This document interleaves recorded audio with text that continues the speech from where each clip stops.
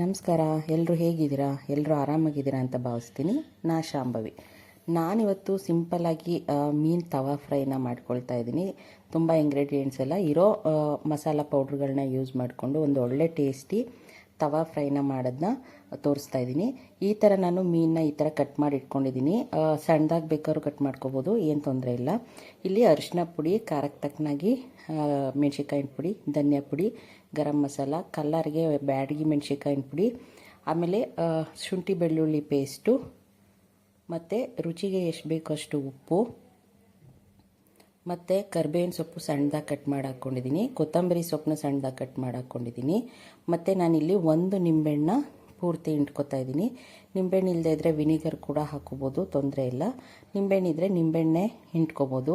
ಅದಾದಮೇಲೆ ನಾನು 1 ಸ್ಪೂನ್ ಎಣ್ಣೆ ಹಾಕೋತಾ ಇದ್ದೀನಿ.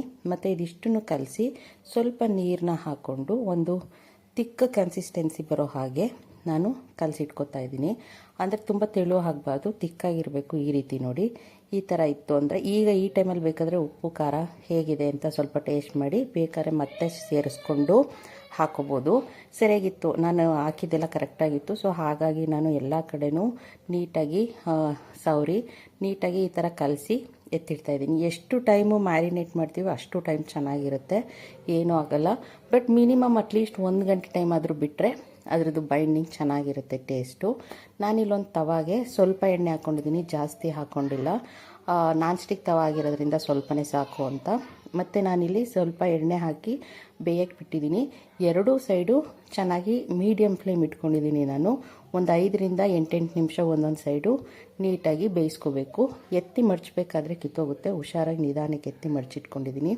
ಈ ಥರ ಮಾಡಿ ಬೇಕು ಅಂದರೆ ಮತ್ತೆ ಇನ್ನೊಂದು ಸ್ವಲ್ಪ ಎಣ್ಣೆನ ಹಾಕ್ಕೊಂಡು ಅದನ್ನು ನೀಟಾಗಿ 5ರಿಂದ 8 ನಿಮಿಷ ಒಂದೊಂದು ಸೈಡು ಸಾಕಾಗುತ್ತೆ. ಅದು ಬೇಯಬೇಕಾದ್ರೆ ಈ ಥರ ಮುಚ್ಚೋದ್ರಿಂದ ಬೇಗ ಚೆನ್ನಾಗಿ ಕುಕ್ ಆಗುತ್ತೆ. ಇದೇ ಟೈಮಲ್ಲಿ ಬೇಕು ಅಂದರೆ ಕರ್ಬೇವಿನ ಸೊಪ್ಪನ್ನ ಈಗಲೇ ಹಾಕೋಬೋದು, ಇಲ್ಲ ನಾನೇ ಕಲಸಿಟ್ಟಿದೆ ಹಾಗೂ ಹಾಕೋಬೋದು. ಇದು ನಾನು ಮಾಡ್ಕೊಳ್ಳುವಂಥ ಮೆಥಡು. ಇಷ್ಟ ಆದರೆ ಲೈಕ್ ಮಾಡಿ, ಕಮೆಂಟ್ ಮಾಡಿ, ಸಬ್ಸ್ಕ್ರೈಬ್ ಆಗಿಲ್ಲದೆ ಸಬ್ಸ್ಕ್ರೈಬ್ ಮಾಡ್ಕೊಳ್ಳಿ.